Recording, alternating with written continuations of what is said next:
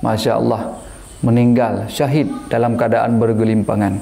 Maka nyokuhnyo harapan katanya mudah-mudahan dan doa ba Allah Subhanahu wa taala bergebi kemenangan kepada para mujahidin dan menancit pemimpin-pemimpin katanya bergebuka hati oleh Allah Subhanahu wa taala untuk membantu saudara katanya yang di Palestina. Insya-Allah dengan berkat doa-doa katanya. Karena disebutkan dalam hadis Nabi, disebutkan oleh Rasulullah sallallahu alaihi wasallam, hadis yang diriwayatkan daripada Abi Ja'far, Abi Hamzah, Anas ibni Malik radhiyallahu anhu, khadimu Rasulillah sallallahu alaihi wasallam. Anas bin Malik meriwayatkan yang beliau adalah seorang pembantu Rasulullah sallallahu alaihi wasallam. Anin Nabi sallallahu alaihi wasallam qala, berkata ianya Rasul, la yu'minu ahadukum hatta yuhibba li akhihi ma yuhibbu li nafsihi. Tidak sempurna iman kalian, tidak sempurna iman salah satu kalian hatta yuhibba li akhihi, hingga dia mencintai saudara-saudaranya ma yuhibbu li nafsihi, sebagaimana barang yang dia mencintai diri sendiri. Yang adalah prinsip urang Islam, prinsip orang yang beriman. Maka kata Rasulullah, la yu'minu ahadukum hatta yuhibba li akhihi ma yuhibbu li nafsihi. Tidak sempurna iman salah satu kalian sehingga dia mencintai saudara-saudaranya yang seiman dan setanah air, yang sebangsa, yang semuslim dengan dirinya, ma yuhibbu li nafsihi, sebagaimana dia mencintai diri sendiri. Maka katanya terkedi takalan peristiwa jino saudara katanya yang ditindas, yang diperangi oleh Yahudi, Zionis Yahudi. Maka katanya merasa ibah, merasa sedih, merasa sakit lah mati dia. Bahkan itulah prinsip orang yang beriman. Berarti pertanda terkedi katanya mentang rasa sakit, mentang merasa itu sedih bahawa kaum muslimin saudara katanya yang ditindasnya, maka katanya termasuk orang-orang yang sempurna iman.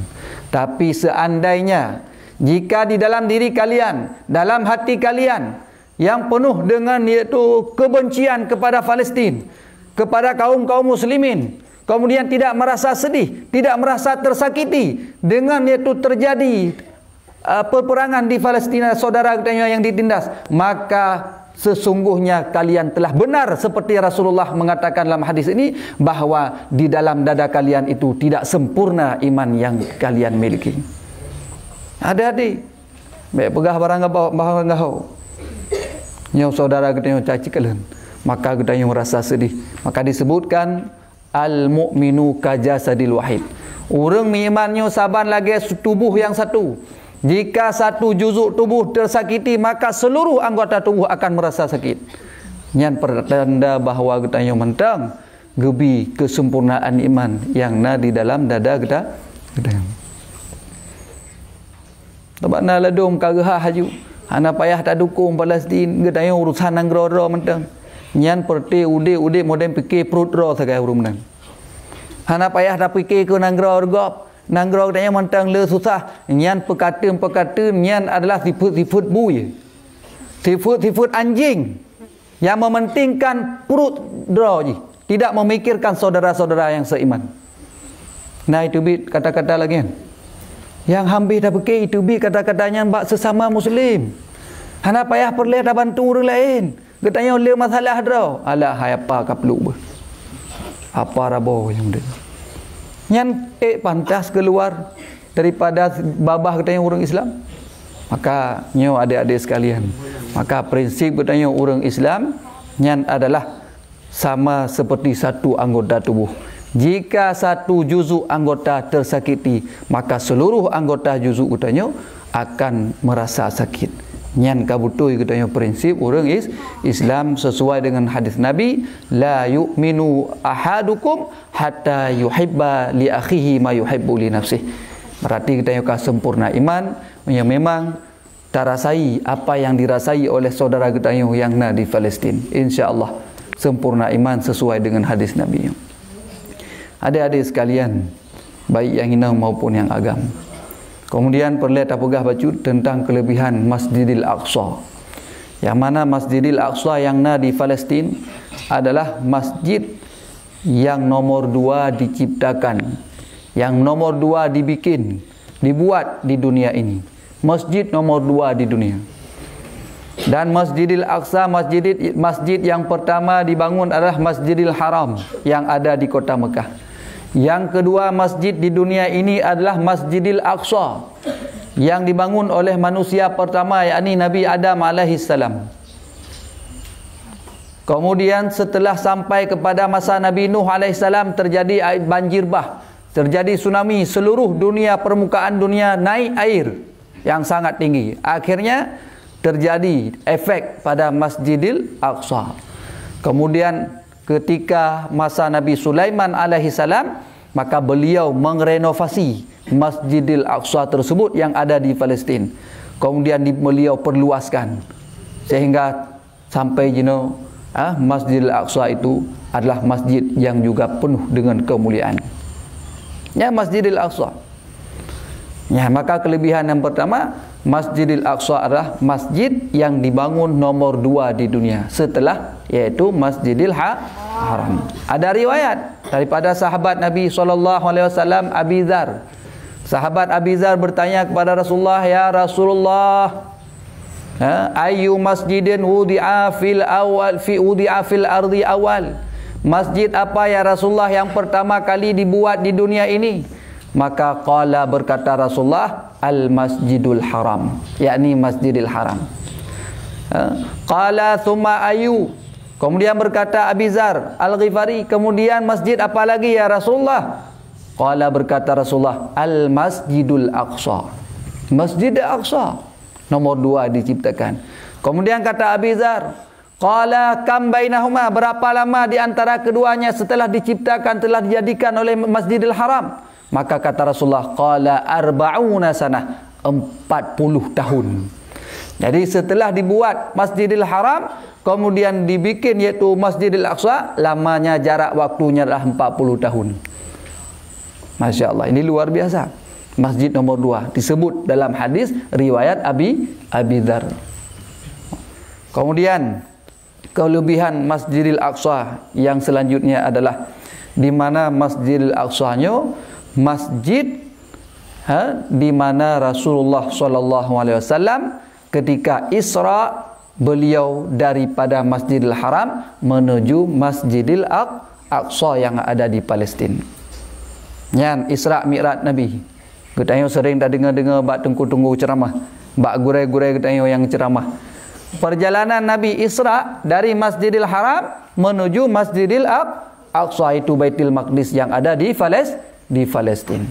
Maka diabadikan dalam Al-Quran, Subhanalladzi asra bi'abdihi layla. Maha suci Allah yang memperjalankan hambanya dari pada suatu malam. Minal Masjidil Harami ilal Masjidil Aqsa. Dari mulai Masjidil Haram sehingga sampai ke Masjidil Aqsa. Masjid Aqsa yang bagaimana? Alladzi barakna haulahu, yang Allah berkati di sekelilinginya, linuriyahu min ayatina, supaya bahwa kami nampakkan, kami perlihatkan tanda-tanda kebesaran kami, kata Allah, innahu huwas sami'ul basir, sesungguhnya Allah Subhanahu wa taala Maha melihat dan Maha mendengar. Masya Allah, Maha mendengar dan Maha melihat. Ini kelebihan Masjidil Aqsa, di mana Rasulullah ketika Isra berjalan dari Masjidil Haram menuju Masjidil Aqsa yang ada di Palestin. Mudah-mudahan Allah jaga Masjid Baitul Maqdis, Masjidil Aqsa yang ada di Palestin, insya-Allah. Mudah-mudahan dengan berkat doa-doa kaum muslimin. Amin ya rabbal alamin. Nah, nampak ya kelebihan yang selanjutnya. Ya, bayar ada depu kelebihan supaya biar gedanya masuk, iaitu ilmu-ilmu yang sehingga gedanya menyingkirkan hati daripada Masjidil Aqsa. Masjidil Aqsa penuh dengan kebaikan, kemuliaan, dan penuh dengan kelebihan. Kemudian kelebihan yang selanjutnya, Masjidil Aqsa adalah kiblat kaum muslimin Rasulullah bersama sahabat dikala berada di kota Madinah. Ya, awal-awal kiblat katanya kaum muslimin Rasulullah bersama sahabat ketika hijrah ke Madinah, maka kiblat solat yang pertama adalah bukanlah ke Masjidil Haram. Ketika sampai ke Madinah, Rasulullah bersama sahabat, maka Allah perintahkan untuk menghadap ketika solat arah kiblatnya adalah ke Masjidil Aqsa, ke Baitul Maqdis. Jadi pernah jadi kiblat katanya untuk sembahyang. Beda pergi pun macam-macam Masjidil Aqsa-nya. Pernah menjadi kiblat kaum muslimin sahabat bersama Rasulullah sallallahu alaihi wasallam ketika sampai ke kota Madinah hijrah, maka beliau diperintahkan oleh Allah Subhanahu wa taala untuk menghadap solat ke arah kiblat Baitul Maqdis. Pak, Baitul Maqdis yang ada di Palestin. Masya-Allah. Yang kiblat Nabi dan sahabat-sahabat. Padi trip tungku, Pak trip lama ji adalah lebih kurang iaitu 17 bulan. 17 bulan menghadap arah kiblat iaitu Baitul Maqdis. Kemudian baru turun ayat fawalli wajhaka syatral masjidil haram. Maka berpalinglah kamu wahai Muhammad menghadap kembali kepada Masjidil Haram. Jadi setelah menghadap beberapa bulan ke Palestin, ke Baitul Maqdis arah kiblat solat, maka Allah perintahkan untuk menghadap kembali ke Masjidil Haram. Dan posisi Rasulullah bawatanya di dalam sebuah tempat solat, maka turun Jibril mewahyukan kepada baginda Rasul. Maka Rasulullah 2 rakaat solat menghadap Baitul Maqdis, kemudian 2 rakaat menghadap ke Masjidil Haram yang di kota Madinah. Akhirnya gepegatlah masjid ini bernama Masjid Qiblatain, masjid 2 arah kiblat yang di kota Madinah. Kiban maksud masjid ya Qiblatain, artinya Rasulullah solat di tempat itu, maka turun ayat 2 rakaat beliau bersama sahabat menghadap ke Baitul Maqdis, kemudian 2 rakaat turun ayat diperintahkan untuk menghadap kembali ke Masjidil Haram, maka disebutlah Masjid Qiblatain, masjid 2 arah kiblat. Jadi 2 rakaat menghadap ke Baitul Maqdis, 2 rakaat menghadap ke Masjidil Haram. Itulah kelebihan Masjidil Aqsa yang selanjutnya pernah menjadi kiblat bagi kaum muslimin, termasuk Rasulullah bersama sahabat-sahabat dikala ada di kota Madinah, iaitu lebih kurang 17 bulan. Ya, masya-Allahnya kelebihan. Maka ketanya bertadupu sedikit tidaknya tentang kelebihan Masjidil Aqsa. Ya, mudah-mudahan mutamah yakinlah untuk dan berdoa kepada Allah Subhanahu wa taala supaya Allah bebaskan kaum muslimin dan bergepu hancur yakni Zionis Israel yang penjajah. Ya, mudah-mudahan lagi yang doa ni. Kemudian selanjutnya adik-adik sekalian dan puan-adik kamu mandum, bahawa kelebihan Masjidil Aqsa selanjutnya adalah Masjidil Aqsa di mana masjid nomor 3 yang mempunyai kelebihan di dunia ini. Maka ada riwayat dalam satu hadis, kata Rasulullah sallallahu alaihi wasallam, la tusaddur rihalu illa ila salasatil masajid. Tidak boleh kalian menyenangkan untuk berpergian kecuali kepada 3 masjid. Dah teman 3 masjid kata Rasulullah, ya, yakni hada masjidku ini kata Rasulullah. Dah masjidku ini Masjid Nabawi yang di kota Madinah. Yang kedua Masjidul Haram. Yang ketiga Masjidul Aqsa. Nah, maka Masjidil Aqsa adalah 3 masjid di dunia ini yang paling utama. Maka terkedi katanya langkawan teh na tam kaoi, me terkedi long luluh, me terkedi long lewat pulan, me terkedi long pulih sakit, long jak sembahyang 2 rakaat ke Masjidil Aqsa. Maka tidak boleh iaitu dilepaskan hajat katanya ataupun nazar katanya di masjid-masjid lain, tidak boleh. Mia tak bernazar kepada al-hebah masjid. Masjidil Haram, Masjid Nabawi, Masjidil Aqsa. Karena kelebihan yang beda. Nampak kan? Beda kelebihan. Mia terkedi katanya tak mengkau lagi kan, hanjit tak pergilah bab masjid cai ju hanjit. Nampak kan? Ya, kah? Masya Allah. Ya hanjut. Beda dengan masjid lain. Contoh, getanya tamu kau ya Allah, mesti tanya nak penyakit sejuk seum. Ataupun penyakit muntah mencret, kan. Muntah mencret, rat babah terbit, rat likur terbit. Rat ke kadang terbit sit. Kak? Ya, tamu kau tu ya Allah ya Rabbi, menyertai pulih penyakit lo, maka long jak sembahyang 2 rakaat bak Masjid Raya Baitur Rahman. Nyan wate pulih drone jid na sembahyang bak masjid jeju. Jid na sembahyang bak masjid Madang. Bahkan karena masjid selain 3 masjid itu sama pahalanya. Maka boleh untuk tak boleh hajat apa kan kaoi gedayo nazar gedayo bak masjid-masjid yang lain. Nampak? Akan tetapi ya moya tekedi tam nazar bak leboh masjidnya, dah Masjid Haram, Masjid Nabawi, Masjid Aqsa tidak boleh dilakukan pada tempat yang lain. Payah hajat kedih Palestin, payah hajat kedih Madinah, Masjid Nabawi, payah hajat kedih Mekah, Masjidil Haram. Nampak? Ha, di beda dengan masjid bak katanya. Maka le katanya yang makau mak katanya orang si katanya, Maya kena pegah iaitu kena sembahyang 2 rakaat pada masjid raya. Kenapa ya hajat gede? Mumadah dengan mak masjid jeju kupu apa habis peng. Karena sama hukum ji dan sah katanya. Dia kan budak ladu anak-anak mayat sayang tu. Nyam yang melahir anak long agam, nyolong ya abah ke dia umur masjid ke dia Jakarta ke dia. Ataupun masjid raya dia tinggal di itimu.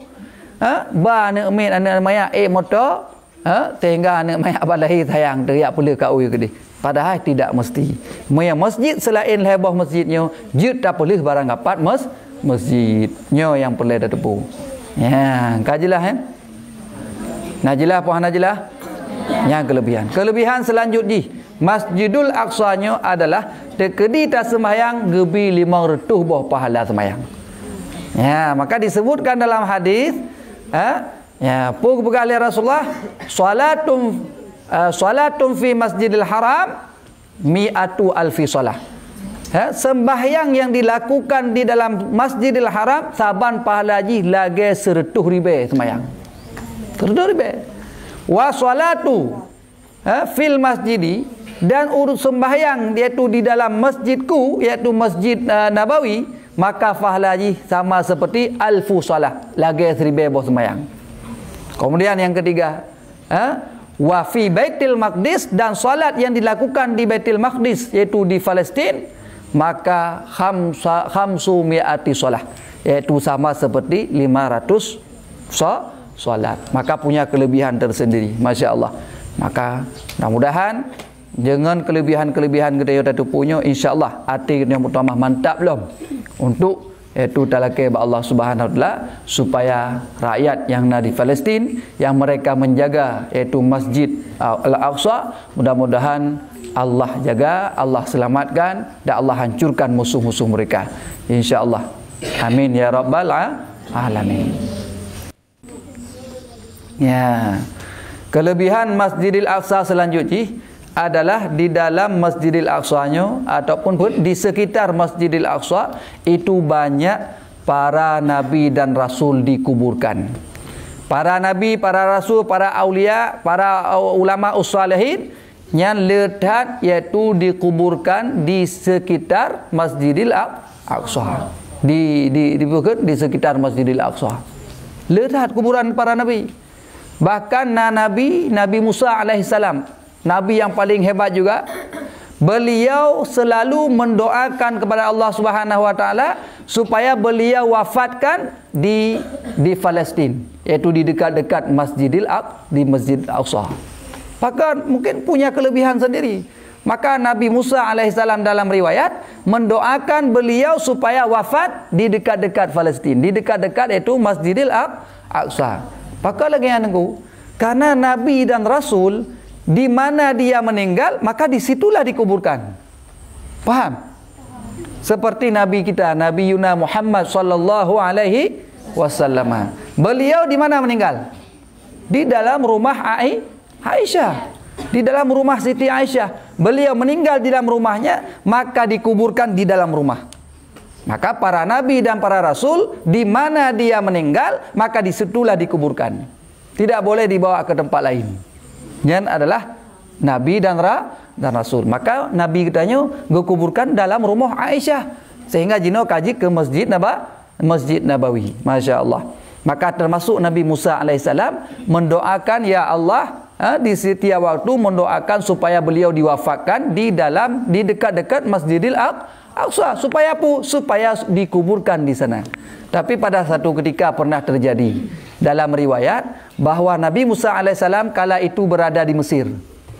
Nabi Musa berada di Mesir, tiba-tiba datang malaikat maut Israel, memberi salam kepada Nabi Musa. Nabi Musa kaget. Katro malaikat Israel nyepu bahaya. Padahal Nabi Musa setiap waktu beliau berdoa diwafatkan di dekat-dekat Masjidil Aqsa. Tapi tiba-tiba malaikat Jibril datang ke Mesir ketika Nabi Musa berada di Mesir. Ketika datang, kemudian memberikan salam, Nabi Musa menjawab salam, bertanya, apa kehendakmu wahai Jibril? Maka kata Jibril, aku ingin mencabut ruhmu karena anda telah sampai waktunya. Maka Nabi Musa marah Nabi Musa. Akhirnya malaikat Jibril ditempeleng oleh Nabi Musa. Tunggu getampar oleh Nabi Musa dalam riwayat. Sehingga riwayat yang mengatakan malaikat Jibril sampai a'yujul ain, itu buta sebelah, sampai bahkan cacat mata gara-gara getampar oleh Nabi Musa alaihissalam. Nabi Musa orang hebat. Janggut Nabi Harun, Nabi Musa gemat janggut Nabi Harun mentang, maka janggut Nabi Harunnya putih sikan, hitam sikan. Pakai yang putihnya gara-gara gemat di Nabi Musa. Urang hebat dah Nabi Musa. Ya, cuman nya dengkunya hai bahanya karena malaikat dengan Nabi lebih mulia Nabi. Faham kan? Jadi kakak le tanpa malaikat kerana malaikat gak kerja ba Allah. Ini yang mengadunya Musa ka pada orang tanpa lu. Maka alasan Musa apakah mana? Wahai Jibril, long sabi-sabi long doa ba Allah supaya long meninggal di dekat-dekat Baitul Maqdis. Tapi dron tengah long Mesir kata dron kan dia sebenarnya dia tarik nyawang lun. Maka long halun tem ke. Ya, silah haji manalah kira-kira. Akhirnya apa yang terjadi? Malaikat Jibril mengadu kepada Allah, kemudian disembuhkan kembali mata malaikat Jibril oleh Allah Subhanahu wa taala. Akhirnya benar apa yang terjadi, Allah Nabi Musa tidak jadi dicabut ruhnya di Mesir karena beliau ingin meninggal di dekat-dekat Palestin supaya dikuburkan di dekat-dekat yaitu Masjidil Aqsa. Dan dalam riwayat benar bahawa Nabi Musa alaihissalam wafat yaitu di dekat Masjidil Aqsa dan dikuburkan pun juga di sana. Masya Allah.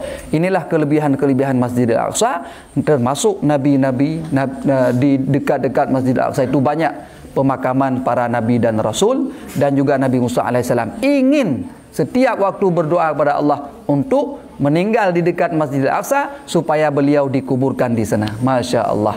Dan keinginan beliau tersampaikan. Allahumma. Ya, mudah-mudahan nyo adalah padi-padi bawah kelebihan, dan sangat banyak kelebihan-kelebihan yaitu Masjidil Aqsa. Mungkin karena hanatan sempat untuk tak bahas.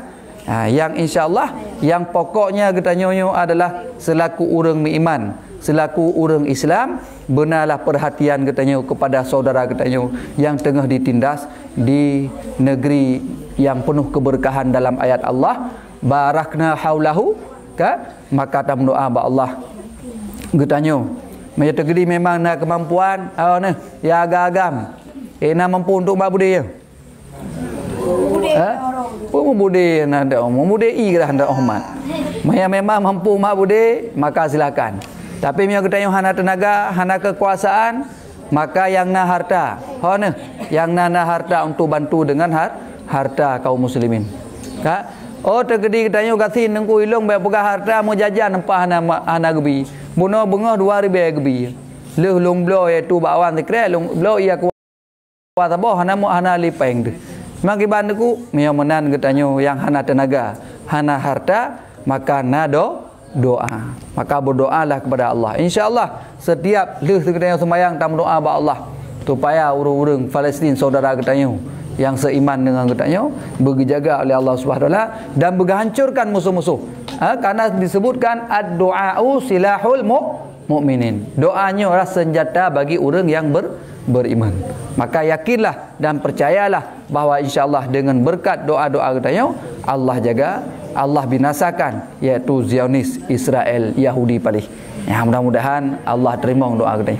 Amin ya rabbal alamin. Dan sahabat kita yang selalu tak berdoa supaya pemimpin-pemimpin yang di negara Islam, supaya beliau-beliau, mereka-mereka dibukakan hati oleh Allah untuk dapat membantu secara terang-terangan, baik iaitu dengan kecaman mentong, tapi gebi bala tentera ataupun gebi iaitu persenjataan untuk para mujahidin yang di negara Palestin. Amin ya rabbal alamin.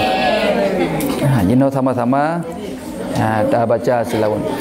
Allahul kafi Rabbunal kafi qasadanal kafi wajadanal kafi likullil kafi kafanal kafi wa ni'mal kafi alhamdulillah. Salatullah salamullah ala taha rasulillah wa kulli mujahidin lillah bi ahlil badri Allahul kafi Rabbunal kafi وجدنا الكافي لكل الكافي كافنا الكافي ونعم الكافي الحمد لله توسلنا ببسم الله وبالهادي رسول الله وكل مجاهد بأهل البدر يا الله الله الكافي ربنا الكافي قصدنا الكافي وجدنا الكافي لكل الكافي كافنا الكافي ونعم الكافي الحمد لله إلهي سلم من الآفات والنقمة ومن هم ومن غمة بأهل البدر يا الله الله الكافي ربنا الكافي قصدنا الكافي وجدنا الكافي لكل الكافي كافنا الكافي ونعم الكافي الحمد لله صلاة الله سلام الله على طه رسول الله صلاة الله سلام الله على ياسين حبيب الله الله الكافي ربنا الكافي قصدنا الكافي وجدنا الكافي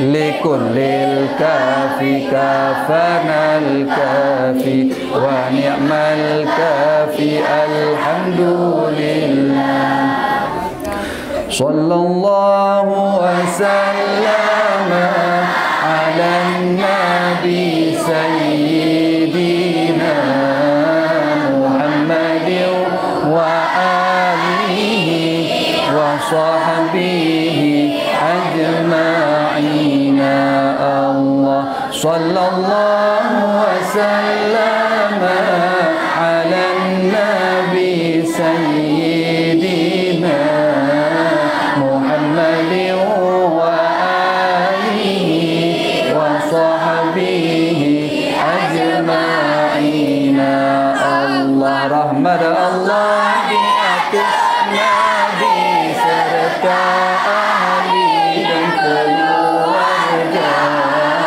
yang lain dan orang yang ikut yang semakna berallah yang kaya ya Maulana ya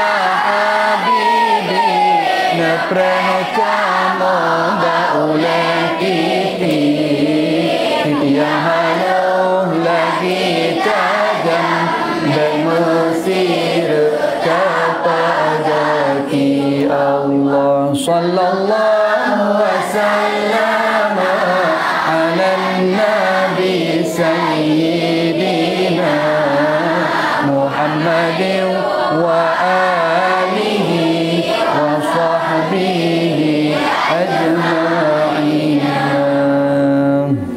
Mudah-mudahan pertemuan yang singkatnya menjadi manfaat dan berkah insyaallah, amin ya rabbal alamin. Wabillahi taufik wal hidayah. Wassalamualaikum warahmatullahi wabarakatuh.